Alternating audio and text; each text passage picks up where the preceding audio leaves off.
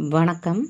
நாம் இப்போ பார்க்க போகிறது முன்கழுத்து வீடியோ. முன்கழுத்து வந்து ரொம்ப கரெக்டாக பெர்ஃபெக்டாக இருக்கும். இது ஒரு ஈஸியான மெத்தடு, ரொம்ப ஈஸியாக இருக்கும். உங்களுக்கு இந்த மாதிரி அளவு எடுத்து தைச்சிங்கன்னா ரொம்ப ரொம்ப ஈஸியாக இருக்கும். உங்களுக்கு எந்த கம்ப்ளைண்ட்டுமே வராது. முன்கழுத்து ஏற்றமாக இருக்குது, இறக்கமாக இருக்குது, சரியில்லை, ரொம்ப இறங்கிருச்சு, அந்த மாதிரி கம்ப்ளைண்ட்டே வராத மாதிரி இது ஒரு ஈஸியான மெத்தடு. இது நானாக கண்டுபிடிச்சது தான். முன்கழுத்து அளவு சட்டையில் அந்த ஐவுக்கு பகுதி இருக்கு இல்லையா, அங்கே இருந்து எப்போவுமே அந்த சைடு தான் அளவு எடுக்கணும். அப்போ தான் சட்டை கரெக்டாக இருக்கும். அதில் இருந்து கரெக்டாக அளந்து ஒரு பாயிண்ட்னாலும் கணக்கில் தான் வைக்கணும், லூஸில் விடக்கூடாது.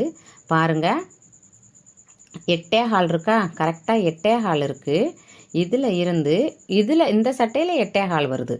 இதில் இருந்து 2.5 இன்ச் மைனஸ் பண்ணணும். 7.25, 6.25, 5.25, அங்கிட்டு ஒரு 1/2 இன்ச்சு தானே, 5.25. என்ன அளவு வருதோ, இப்போ உங்களுக்கு 8 வருதுன்னா அதுலேருந்து 2.5 மைனஸ் பண்ணணும். 9 வந்தால் 2.5 மைனஸ் பண்ணணும்.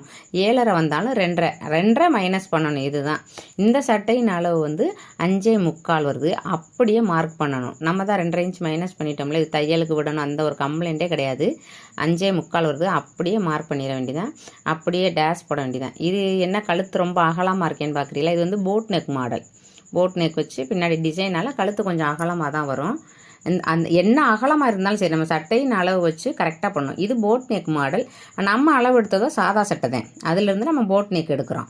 இந்த மாதிரி முன்கழுத்து ரவுண்டு கரெக்டாக போட்டுறணும். நம்ம வரைஞ்சது கரெக்டாக சரி பார்க்க நீங்கள் அளவு ப்ளவுஸை வச்சே மறுபடியும் அந்த ரவுண்டு என்ன ஷேப்பில் வரைஞ்சிருக்கோமோ அதை அப்படியே அந்த ரவுண்டில் வச்சு பாருங்கள், கரெக்டாக இருக்கும். இது கொஞ்சம் சட்டை வந்து இழுத்து பிடிச்சா சரியாக, லூஸ் விடாமல் இழுத்து பிடிச்சா கரெக்டாக இருக்கும். இவ்வளவு தான். முன்கழுத்து வந்து நீட்டாக உக்காந்துரும். நீங்கள் பயப்படவே தேவையில்லை, தைரியமாக வெட்டலாம்.